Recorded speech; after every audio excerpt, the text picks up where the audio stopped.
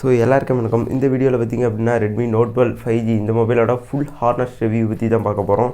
So அது முன்னாடி வீடியோக்குள்ளே பார்த்து முன்னாடி நம்ம சேனலை சப்ஸ்கிரைப் பண்ணல அப்படின்னா மறக்காமல் கீழே இருக்கிற சப்ஸ்கிரைப் அப்படிங்கிற பட்டன் இருக்கும், அதை கிளிக் பண்ணி சப்ஸ்கிரைப் பண்ணிக்கோங்க. அதெல்லாம் மொபைலோட டிஸ்பிளேலேருந்து ஆரம்பிச்சிக்கலாம். 6.67 inches AMOLED super AMOLED display கொடுத்துருக்குறாங்க. ஸோ இது வந்து மிகப்பெரிய ஒரு அப்கிரேட் தான். ஸோ AMOLED பேனல் தான் கொடுத்துட்டு வந்துருக்குறாங்க. இப்போ வர ஜென்ரேஷன்லேயும் இனிமேல் AMOLED பேனல் தான் வரப்போகுது. சூப்பர் AMOLED பேனல் கொடுத்துருக்காங்க. இருந்தாலும் AMOLED பேனல் கொடுத்துருந்தாலும் பார்த்திங்க அப்படின்னா ஃபிங்கர் பிரிண்ட் ஸ்கேனர் சைடில் தான் கொடுத்துருக்காங்க. In display finger print scanner கொடுத்துருந்தா கொஞ்சம் நல்லா இருந்திருக்கும். Side mount finger print scanner தான் கொடுத்துருக்காங்க. நெக்ஸ்ட் பார்த்திங்க அப்படின்னா டிஸ்பிளேவில் 120 Hz ரெஃப்ரெஷிங் ரேட்டு, அப்புறம் 240 Hz டச் சாம்பிளிங் கொடுத்துருக்குறாங்க. இது 1200 Hz பீக் பிரைட்னஸும் இருக்குது அப்படிங்கிறாங்க. இது வந்து நிச்சயமாக இது வந்து கன்ஃபார்மு. என் ஃப்ரெண்ட்ஸ் எல்லாம் வாங்கியிருக்கிறாங்க.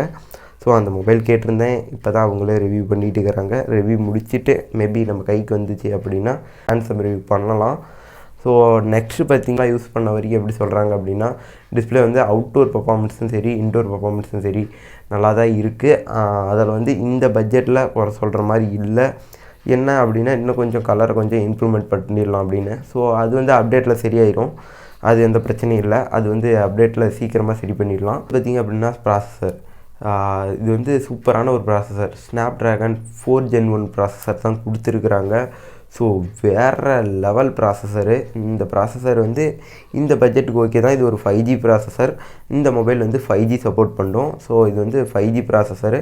அதுவும் இல்லாமல் 5G சப்போர்ட் பண்ணுறது இல்லாமல் இது வந்து நீங்கள் வந்து ஹைப்ரிட் ஸ்லாட் கொடுத்துருக்குறாங்க. அதில் வந்து நீங்கள் 2 சிம் போட்டிங்க அப்படின்னா 2 சிம்மும் வந்து 5G சப்போர்ட் பண்ணும். ஸ்லாட்டுமே 5G சப்போர்ட்டோடு கொடுத்துருக்காங்க. இது சூப்பர்னா யூஐ வந்து ரெட்மி எம்ஐங்கிறதுனால MI UI 13 கொடுத்துருக்குறாங்க. இதில் வந்து 2 இயர்ஸ் OS அப்டேட்டும் 4 இயர்ஸ் செக்யூரிட்டி அப்டேட்டும் கொடுத்துருக்குறாங்க. ஸோ இன்னும் கொஞ்சம் சேர்த்து கொடுத்துருக்கலாம். மேபி கொடுத்துருக்குறாங்க. ஸோ இந்த மொபைலோட விலை அப்படி விலை கேட்டிங்கன்னா நீங்களே ஷாக் ஆகிடுவீங்க. வீடியோவோட எண்டில் சொல்கிறேன். அடுத்தது பார்த்திங்க அப்படின்னா இதில் பார்த்திங்க அப்படின்னா LPDDR4X RAM கொடுத்துருக்காங்க. ஹைப்ரிட் ஸ்லாட் கொடுத்துருக்குறாங்க. அடுத்தது பார்த்திங்க அப்படின்னா ஹைப்ரிட் ஸ்லாட் கொடுத்துருந்தாலும் டெடிக்கேட்டட் மைக்ரோ SD கார்டு போட முடியாது.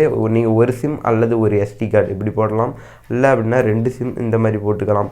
அடுத்தது முக்கியமான பாயிண்ட்டுக்கு வந்துட்டோம். அடுத்தது பார்த்திங்க அப்படின்னா கேமரா. ஸோ வேறு லெவலில் பேக் கேமராவை பற்றி சொல்ல போகிறேன். இதில் வந்து 48 மெகா பிக்சல் மெயின் கேமரா கொடுத்துருக்குறாங்க. 48 மெகா பிக்சல் தான் கொடுத்துருக்காங்க. இந்த விலைக்கு இது வந்து எனக்கு வந்து சரியாக வந்து படலை. இது இந்த விலைக்கு வந்து ஓகேன்னு சொல்கிற அளவுக்கு இல்லை. அட்லீஸ்ட் கொஞ்சம் சேர்த்து கொடுத்துருக்கலாம். ஸோ 48 மெகா பிக்சல் தான் கொடுத்துருக்குறாங்க. அவுட்டோர் பர்ஃபார்மன்ஸை பொறுத்த வரைக்கும் ஓகேவாக படுது. ஏன்னா அங்கங்கே நாய்ஸ் தெரியுது அப்படிங்கிறாங்க. சின்ன நாய்ஸ் வருது. இது வந்து அப்டேட்லேயே சரி பண்ணிடலாம். அப்புறம் வந்து 8 மெகா பிக்சல் அல்ட்ரா வைட் கொடுத்துருக்காங்க. Ultra wide super. Ultra wide வந்து 8 மெகா பிக்சல் வேறு லெவலில் இருக்குது. ஆனால் அல்ட்ரா வைட் ஃபீல் பண்ணுற அளவுக்கு ஃபீல்ட் ஆஃப் வியூ சூப்பர் அந்த அளவுக்கு இருக்குது. 2 மெகா பிக்சல் மேக்ரோ சென்சார் யாரும் வந்து யூஸ் பண்ண மாட்டோம், இருந்தாலும் கொடுத்துருக்காங்க ஒரு சப்போர்ட்டாக.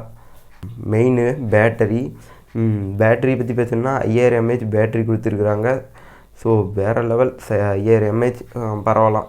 ஓகே 5000 mAhங்கிறது போதுமான அளவு.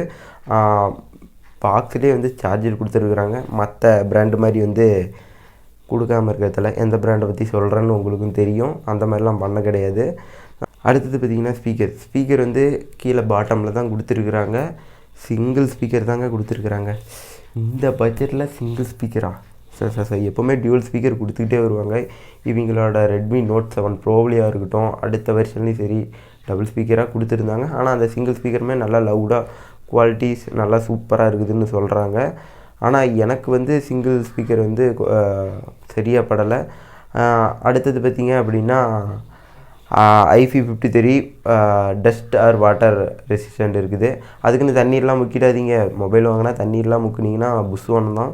இது வந்து சின்ன ட்ராப் தண்ணி பட்டாலும் எதுவும் பண்ணாது. டஸ்ட் ப்ரூஃபும் கூட. டஸ்ட்டு இது பட்டாலும் எதுவும் பண்ணாது. ஆனால் பேக் பேனலை பற்றி தான் பேசணும். ஸோ பேக் பேனல் பார்த்திங்க அப்படின்னா பிளாஸ்டிக்கில் தான் கொடுத்துருக்குறாங்க. மேபி கிளாஸில் கொடுத்துருந்தா கொஞ்சம் கொஞ்சம் நல்லா இருந்திருக்கும். ஏன்னா இந்த பட்ஜெட் அப்படி கொஞ்சம் வந்து கிளாஸ் கொடுத்துருந்தா சூப்பராக இருந்திருக்கும். அதே மாதிரி ஃபிங்கர் பிரிண்ட் ஸ்கேனர் வந்து சைடில் கொடுத்துருக்குறாங்க. எனக்கு ஃப்ரண்ட்டில் இருந்துருந்தால் சூப்பராக பட்டிருக்கும். ஃப்ரண்ட்டில் இருந்துருந்தால் வேறு லெவலில் இருந்திருக்கும். ஏன்னா இதில் AMOLED பேனல் கொடுத்துருக்காங்க. சூப்பர் AMOLED கொடுத்துருந்துமே சைடில் ஃபிங்கர் பிரிண்ட் ஸ்கேனர் கொடுத்துருந்தாங்க. டிஸ்பிளேவில் கொடுத்துருந்தா செம்மையாக இருக்கும். இது பார்த்திங்க அப்படின்னா இந்த மொபைல்லேயே ரொம்ப எம்ஐ மொபைல்லேயே பிடிச்ச ஒரு விஷயம் ஐஆர் பிளாஸ்டர் கொடுக்காமல் இருப்பாங்களா? டாப்பில் கொடுத்துருக்குறாங்க.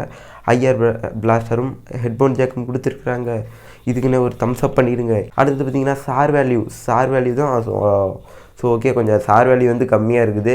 ஹெட்டுக்கு வந்து 0.81 இருக்குது. பாடிக்கு வந்து 0.65 இருக்குது.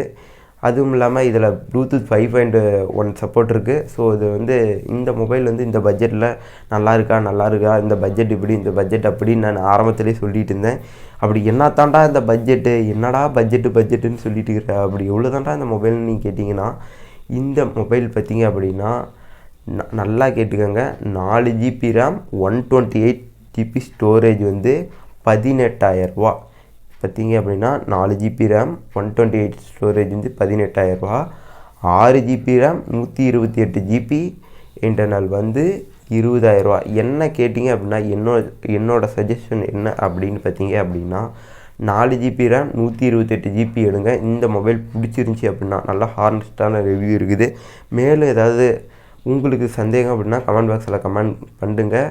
இந்த மொபைல் வந்து 2வது வெர்ஷன், அதாவது 6128 வாங்கணும் அப்படின்னு நினச்சிங்க அப்படின்னா வேண்டாம், 6128 வேணாம். அது ஏன்னா 20,000. ஸோ அது ஆசை இருந்துச்சு அப்படின்னா நீங்கள் ப்ரோ வெர்ஷனுக்கு போயிடலாம்.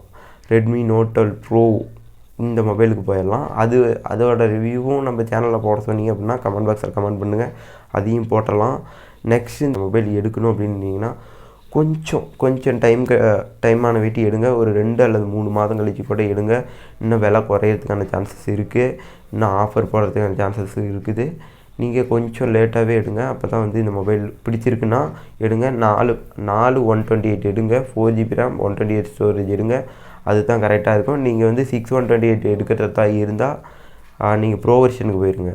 ஸோ இந்த மொபைல் பிடிச்சிருந்துச்சி, என்னோடய ரிவ்யூ பிடிச்சிருந்துச்சி அப்படின்னா ஒரு லைக் பண்ணிக்கோங்க. மறக்காம நம்ம சேனலை சப்ஸ்கிரைப் பண்ணிக்கோங்க. ஸோ அடுத்த என்ன வீடியோ வேணுங்கிறத கமெண்ட் செக்ஷனில் கமெண்ட் பண்ணுங்கள்.